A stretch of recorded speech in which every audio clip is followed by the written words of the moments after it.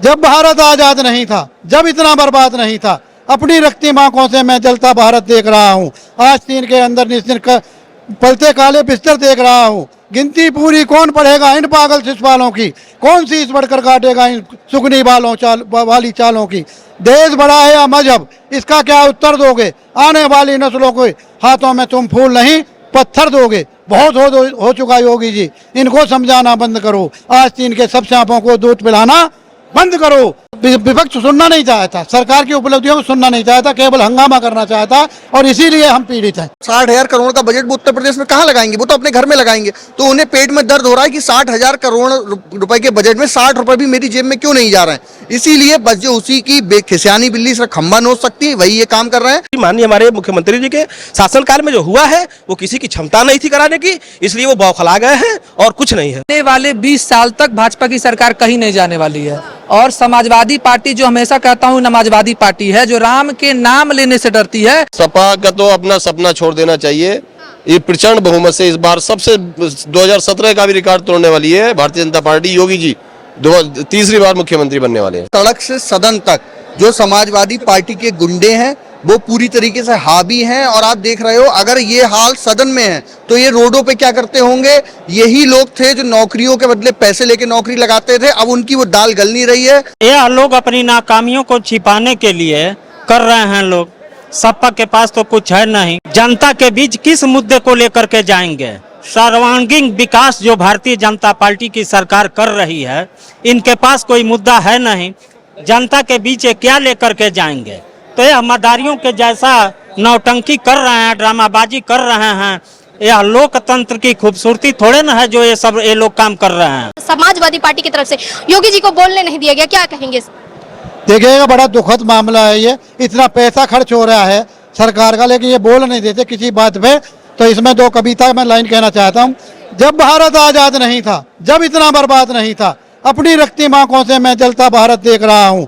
आस्तीन के अंदर निश्चित पलते काले बिस्तर देख रहा हूँ। गिनती पूरी कौन पढ़ेगा इन पागल शिशुपालों की, कौन सी इस बढ़कर काटेगा इन सुगनी वाली चालों की। देश बड़ा है या मजहब, इसका क्या उत्तर दोगे? आने वाली नस्लों के हाथों में तुम फूल नहीं पत्थर दोगे। बहुत हो चुका योगी जी, इनको समझाना बंद करो। आस्तीन के सब सांपों को दूध पिलाना बंद करो। अब घर के गद्दारों को भी थोड़ा झटका दो, और जो विधानसभा ना चलने दे उनको भी बाहर निकालने का काम करो। विपक्ष सुनना नहीं चाहता, सरकार की उपलब्धियों को सुनना नहीं चाहता, केवल हंगामा करना चाहता, और इसीलिए हम पीड़ित हैं। हम लोग जो इन्हें चुन के भेजते हैं यहाँ, हमारी बात रखें ये, लेकिन हमारी बात नहीं रखते, ये केवल हंगामा करते, और जो बात सही रखनी चाहिए उसे नहीं रखते। इसलिए हम बहुत ज्यादा दुखी हैं। आपने कहा हम पीड़ित हैं, उसके लिए हम इन्हें चुन के। समाजवादी पार्टी कह रही है पीड़ित तो भाजपा कर रही है लोगों को। बीर जी, भाजपा क्या कर रही है? भाजपा रोज नई योजना आ रही है। देख, समाजवादी अगर जवाब क्यों नहीं देती? उनको बार बार कही गई है माननीय अध्यक्ष जी द्वारा कि कोई भी बात है तो अपनी बात रखो, बात वो रखते नहीं। ये सुनते नहीं, कुछ नहीं, कोई कहाँ सुनते हैं वे? ये किसान है, इनके पेट क्या बोल रहे हैं? ये हंगामा ही करते हैं, सुनते नहीं है। किसानों ने कोई परेशानी नहीं है किसी तरह की भी। बिल माफ होगा, पैसे भी दे रहे हैं, हर चीज की सुविधा है, कोई परेशानी नहीं है किसान भाई ने हैं। तो फिर भी जो ये तो कह रहे हैं कि किसान परेशान है, किसान आत्महत्या कर रहा है, खाद के लिए लाठी। हाँ, नहीं, कोई नहीं खा रहा, वो किसान नहीं है, वो वैसे ही है, वो फर्जी। समितियों पे कब्जा करे हुए थे। सारा घर से लेके बाहर तक सारी समितियां इन्हीं के हाथ में हुआ। सारी समितियों पे चाचा शिवपाल जी का पूरा कब्जा हुआ करता था। ना कोई सामान्य व्यक्ति लेके, न मान्य को नेता लेके जाता नहीं था, घर परिवार के हुआ करते थे। आज जनता जाग चुकी है, सदस्य सामान्य व्यक्ति हो चुके हैं, सब लोग समिति के सदस्य हैं, सब लोग जानते हैं। सबसे ज्यादा प्रेसिडेंट पहुंच रहा है, किसान खुशहाल है। देखिए, तो इससे आपको पता लगता है सड़क से सदन तक जो समाजवादी पार्टी के गुंडे हैं वो पूरी तरीके से हावी हैं। और आप देख रहे हो, अगर ये हाल सदन में है तो ये रोडों पे क्या करते होंगे? यही लोग थे जो नौकरियों के बदले पैसे लेके नौकरी लगाते थे, अब उनकी वो दाल गल नहीं रही है। सरकार इन सब चीजों को पारदर्शी तरीके से कर रही है, इसलिए उनकी दाल गल नहीं पा रही, उनके पैर जेब में माल नहीं आ पा रहा है। इसीलिए वो सिर्फ हंगामा करके सदन की कार्रवाई नहीं करना चाहते हैं कि सरकार काम ना कर पाए और उन्हें कहने का मौका मिले, क्योंकि उनके शासनकाल में कोई काम तो हुए नहीं है जो वो गिनवा पाए। इसलिए जो गिनवा ही नहीं सकता वो सिर्फ चोरी कर सकता है, तो वो चोरी कर रहे हैं। क्योंकि जब अखिलेश जी और चाचा शिवपाल और समाजवादी पार्टी के अन्य नेता जो बजट बजट हुआ करता था वो सरकार के अपनी जेब में रख लेते थे, और जो सरकारी बजट से अपने घर के खर्चे, अपनी कोठियां बनवा लेते थे, तो 60,000 करोड़ का बजट वो उत्तर प्रदेश में कहाँ लगाएंगे? वो तो अपने घर में लगाएंगे। तो उन्हें पेट में दर्द हो रहा है कि 60,000 करोड़ रुपए के बजट में 60 रुपए भी मेरी जेब में क्यों नहीं जा रहे हैं। इसीलिए बस जो उसी की खिसियानी बिल्ली से खम्बा नोच सकती है, वही ये काम कर रहे हैं, और खिसियानी की बिल्ली तरह खम्बा नोच रहे हैं। बस। नाम है आपका? शिव कुमार सिंह मौर्य। शिव कुमार जी, क्या कहेंगे कि जब बात होती है बजट की तो हर बार विपक्ष आरोप लगाता है कि भाजपा का बजट जो है वो खोखला है। आज जब बजट पेश किया जा रहा था उस समय हंगामा हो गया। विपक्ष कभी चाहता ही नहीं कि आम जनता तक विकास पहुंचे, वो सिर्फ अपना विकास देख रहे हैं।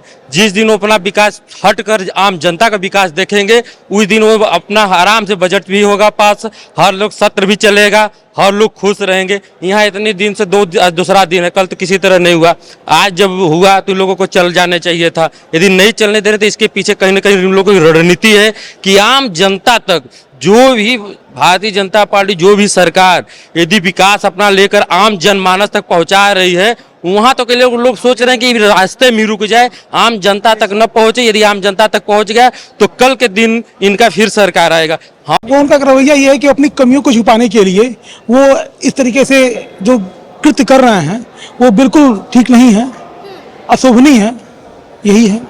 फिर उसके बाद आरोप लगेगा कि बजट खोखला है, बेबुनियाद है। नहीं, बजट आप प्रस्तुत होने नहीं देंगे तो खोखला रहेगा ही। आपको तो केवल खोखला बनाना है उसको। बजट को तो आपने सुनने दिया नहीं, सामने वाले को पता चलने नहीं दिया क्या बजट है, कैसे है, इसके बारे में तर्क वितर्क आपने कुछ किया नहीं। आपने तो हंगामा करके बंद कर दिया उसको, बस यही है। जिस तरह से तख्ती हाथ में लेकर के गए हैं अंदर, और कल जो है आपने देखा होगा कि दान पात्र लेकर के आए थे। अपनी वो उनकी मानसिकताएं हैं, इस तरीके का प्रस्तुत करना ये उनकी प्रवृत्ति रही है, और किसी की प्रवृत्ति हम नहीं बदल सकते हैं, चाहे कुछ भी कर दें। और ये उनका शुरू से रहा है। ये तख्ती, ये राम मंदिर, ये जारी बातें जो आप देख रही हैं, ये दिल्ली से शुरू हुई है और प्रदेश तक आ रही है। ये गंदा काम, भगवा को आतंकवादी बताना या भगवा के प्रति ऐसी भ्रष्टाचार वाली बातें करना, ये उनकी शुरू से नियति रही है। चाहे आज देखिए, चाहे जब कार सेवकों पर देखा होगा आपने, और अब उनका विचारधारा नहीं बदला है। हम लोग सदैव भारतीय जनता, उनके पास कोई मुद्दा रहा नहीं इसके अलावा, और वो जान रहे हैं कि हिंदू मुस्लिम कराने के अलावा मेरे पास कुछ बचा नहीं है। और विकास कार्य आपने देखा होगा कि योगी जी, माननीय हमारे मुख्यमंत्री जी के शासनकाल में जो हुआ है वो किसी की क्षमता नहीं थी कराने की, इसलिए वो बौखला गए हैं और कुछ नहीं है उनके पास। जो 10 साल से सत्ता में नहीं आया है, फिर 27 में नहीं आने वाला है, वो कुछ कहेगा कि नहीं कहेगा? नहीं आने वाला है। हम लोग पुनः आ रहे हैं, आप निश्चिंत रहिए। हाँ, अखिलेश यादव तो कह रहे हैं कि पीडीए की सरकार बने, वो दावा ठोक के कह रहे हैं। वो नेता है, वो कहेंगे। हम लोग अपना काम करते हैं, हम लोग प्रतिदिन काम करते हैं, हम बूथ पे काम करते हैं, तो वो लोग बहुत दूर है, कहीं दिख नहीं रहे हैं। 27 में भी सामने आपको दिखेगा ही, फिर से योगी जी आएंगे, फिर से आएंगे। अखिलेश यादव जी का क्या? उनका कुछ नहीं होगा, वो ऐसे ही अपना वो दफ्ती लेकर और बैठाते रह जाएंगे, और ऐसे ही चलता रहेगा, और सरकार बनती रहेगी हम लोगों की भारतीय जनता पार्टी। और अखिलेश यादव जी का ये दुर्भाग्य है कि प्रभु की कृपा उन पर नहीं हुई कि ताकि वो राम जी का मंदिर की बात हो गई, जिस तरह से नीट परीक्षा लीक को लेकर के हंगामा किया गया। जो ये आड़ में वो जो अमेरिका से आया था ना युवा नेता, उसके आड़ में जो इन्होंने धरना किया है वो सब जनता समझती है। युवा नेता भी गायब है, वो भी नहीं बोलना चाहता। जब उसको उड़ना था ना भाई, वो उड़ गया, वो उड़ गया उसकी रोज जो है वो उड़ गया। बरसात में तो निकलने का टाइम नहीं, बरसात में निकला था, फिर गायब हो गया। बरसात खत्म होने वाली है ना, अब तो बरसात खत्म होने के कगार पे है, तो बस खत्म हो गया, वो उड़ गया। विपक्ष भी मतलब शांत बैठा है झारखंड के मुद्दे पे, पंजाब के मुद्दे, केरल है, कर्नाटक। विपक्ष के पास मुद्दा ही नहीं है, वो तो यहाँ मुद्दा बनाया गया था। और रही बात, आपने नीट एग्जाम की बात किया, तो उसमें बच्चों ने कहीं कुछ नहीं किया। मतलब मेरे हिसाब से 1% बच्चे उसमें थे ही नहीं। जिन बच्चों ने एग्जाम दिया था उसमें 1% नहीं थे। देखिए, वो उनकी विचारधारा है और हमारी जो विचारधारा है, तो हमारी विचारधारा माननीय मोदी जी जानते हैं। और उन्होंने जो कहा है कि बच्चे हैं, जाने दीजिए, उनसे गलती हो गई, उनको सजा की नहीं, उनको सुधार की आवश्यकता है। उनको अगर घर में बच्चा बदमाशी कर रहा है तो उसको बस मारने से नहीं समझेगा, उसको प्यार से समझाया जाएगा तो वो सुलझ जाएगा। तो ऐसा ही है, हमारे मोदी जी का कोई तोड़ नहीं है, कोई जोड़ नहीं है। पुनः मोदी जी 29 में आएंगे, 27 में योगी जी आएंगे। आप लोग निश्चिंत रहिए, पुनः भारतीय जनता पार्टी की सरकार बनेगी। जय भारत, जय भाजपा। देखिए, आने वाले 20 साल तक भाजपा की सरकार कहीं नहीं जाने वाली है। और समाजवादी पार्टी, जो हमेशा कहता हूँ समाजवादी पार्टी है, जो राम के नाम लेने से डरती है, उसको इस देश की जनता कतई स्वीकार करने नहीं जा रही है। और आपने जो प्रश्न पूछा है जंतर मंतर पे 80% युवा आप पता करिएगा मुस्लिम थे, और जो बाकी 20% युवा थे, हो सकता है कि उनको जो है कुछ दिक्कत हो। माननीय मंत्री जी ने इस्तीफा भी दिया, और जो वहां पे देश विरोधी नारे लगे, वो कतई ये देश बर्दाश्त नहीं करने जा रहा है। उन युवाओं को बरगलाया गया है। हमारी सरकार ये चीज समझती है कि युवा बरगलाए गए हैं और आने वाले समय में जो युवा नाराज थे उनको मनाया गया, जो बरगलाया जाएगा उसको भी। युवा झारखंड में आज भी बैठे हैं, बरसात का मौसम है, सिर्फ बिस्किट खा के बैठ रहे, क्योंकि कहा जा रहा है कि उन्हें कहीं से फंडिंग नहीं हो रही, पानी के लिए भी वहां पर पानी की व्यवस्था नहीं, खाने की व्यवस्था नहीं। और एक झारखंड, एक आपने देखा जो जंतर मंतर पे था कि डिस्को चल रहा था, पानी चल रहा था, खाना चल रहा था, बिरयानी बांटी जा रही थी, वहां पर क्यों नहीं कोई आवाज? मैंने आपसे क्या बोला कि ये कहीं ना कहीं देश विरोधी नारे लगते हैं और जो फंडिंग आती है उनकी ये पता करने का, ये जांच करने का विषय कि फंडिंग आती कहां से है। आपने जो कहा कि झारखंड में बच्चे बिस्किट खा करके बैठे हैं और जंतर मंतर पे जो बच्चे हैं वो डिस्को कर रहे हैं, तो कहीं ना कहीं ये फंडिंग जो है विपक्ष का भी है और मुझे तो ये लगता है तो कहीं ना कहीं कि देश विरोधी जो ताकतें हैं इसमें कहीं ना कहीं सम्मिलित हैं। जुनैद भाई के ऊपर, जो जुनैद भाई बिरयानी खिला रहे थे, उनके ऊपर भी सवाल उठा कि एक छोटी सी दुकान लगाने वाला 8-10 लाख रुपए का खाना रोज कैसे खिला सकता है। इसमें लोग कह रहे हैं कि उन जुनैद भाई को परेशान कर रही है। देखिए मैं क्या बोल रहा हूँ कि वहाँ पे 80% लोग मुसलमान थे, 20% हिंदू थे। जुनैद जी पे मुझे भी लगता है जांच हो रही होगी, शायद मुझे पूरा पता नहीं है, और उनके ऊपर भी जांच होनी चाहिए कि एक व्यक्ति जो है 8-10 लाख का क्या 20 लाख का खाना रोज इतने बड़े भीड़ में कहाँ से लेकर के आता है। और ये बात आपकी भी एकदम सही है कि कहीं ना कहीं ये देश विरोधी ताकतें हैं जिसका ये पता होना चाहिए। आखिर में ट्रक में पत्थर भर भर के कैसे आ गए, आप बताइए मुझे। कह रहे कि पुलिस लेकर के आई थी। पुलिस का काम पत्थर लाना नहीं है, पुलिस तो वहां पे पीटी गई है, पुलिस तो पीटी गई है मैडम, पत्थर तो ये लोग लेकर के आए हैं। पुलिस कहीं पत्थर से मारती है? आज तक तो ऐसा कभी हुआ नहीं। पुलिस को करना होगा तो लाठी चार्ज करेगी। ये लोग ट्रकों में पत्थर भर भर के लाए हैं और पुलिस ने तब लाठी चार्ज किया जब ये लोग अति कर दिए। डिम्पल यादव जी की ममता वहां नहीं जगेगी। डिम्पल यादव जी की ममता जंतर मंतर पे इसलिए जगी कि वहां पे ये लोग ने एक प्लानिंग के तहत जो है ये करवाया था। और ये आप देखिएगा अगर ये जांच होगी, अगर मोदी जी जांच कराएंगे तो कहीं ना कहीं इसमें ये आप देखिएगा कि इन लोगों की कितनी संलिप्तता थी।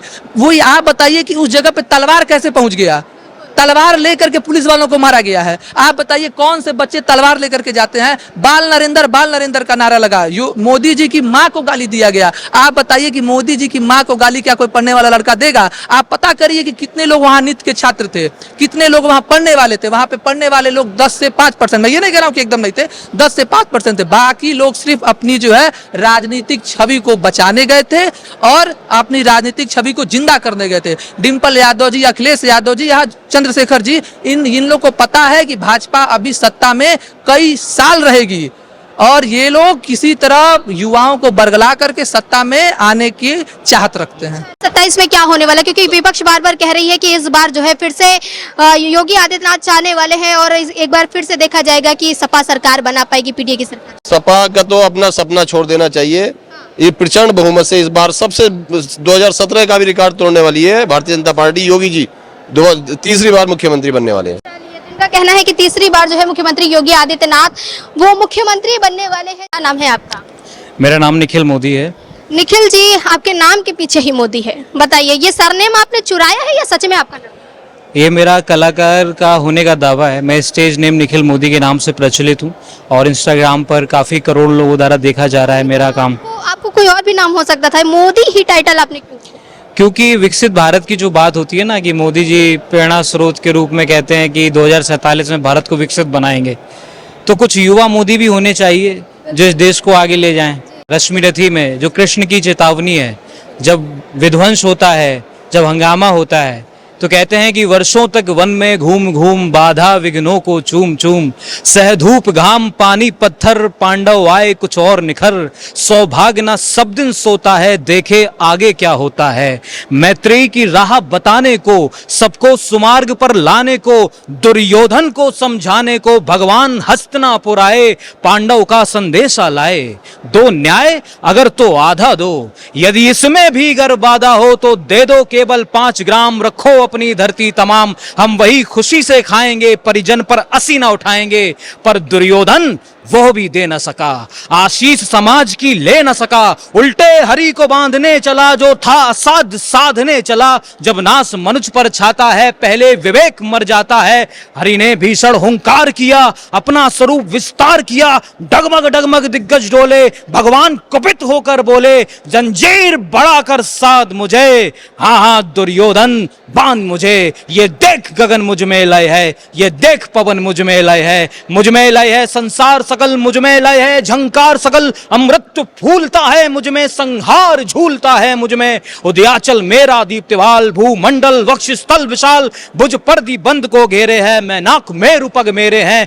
दिप्ते जो नक्षत्र निखर, सब है मेरे मुख के अंदर। दृग हो तो दृश्य अकांड देख, मुझ में सारा ब्रह्मांड देख। चर अचर जीव जग चर अक्षर, नश्वर मनुष्य सुर जाति अमर। शतकोटि सूर शतकोटि चंद्र, शतकोटि सरित सर सिंधु मंद्र, शतकोटि ब्रह्म विष्णु महेश, शतकोटि जिष्णु जलपति धनेश, शतकोटि रुद्र शतकोटि काल, शतकोटि दंड धर लोकपाल। जंजीर बढ़ाकर साधने, हाँ दुर्योधन बांधने मुझे तू आया है। जंजीर बड़ी क्या लाया है, यदि मुझे बांधना चाहे मन तो पहले बांध अनंत गगन। सूने को साध ना सकता है, तू मुझे बांध कब सकता है। हित वचन नहीं तूने माना, मैत्री का मूल्य ना पहचाना, तो ले मैं भी अब जाता हूं, अंतिम संकल्प सुनाता हूं। याचना नहीं अब रण होगा, जीवन जया की मरण होगा। टकराएंगे नक्षत्र निखर, बरसेगी भू पर बहनी प्रखर। फड़शेष नाग का डोलेगा, विकराल काल मुंह खोलेगा। दुर्योधन रण ऐसा होगा फिर कभी नहीं जैसा होगा।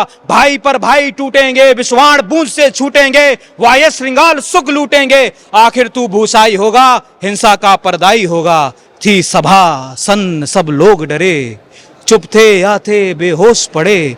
केवल दो नर नाघाते थे, धृतराष्ट्र। कविता सुनाई, क्या लगता है कि आज का दुर्योधन कौन है, किसे कहेंगे? क्योंकि आज सदन के अंदर हंगामा देखा गया, एक रणभूमि ही सदन को कहा जाएगा, जहां पर आज चर्चा हो रही थी, कोई हंगामा करके चला गया। आज इसे क्या कहेंगे, कौन है आखिर दुर्योधन? ये तो प्रभु श्री राम बताएंगे, क्योंकि पूरे राम की परिधि में घूमते हुए सारी बातचीत है।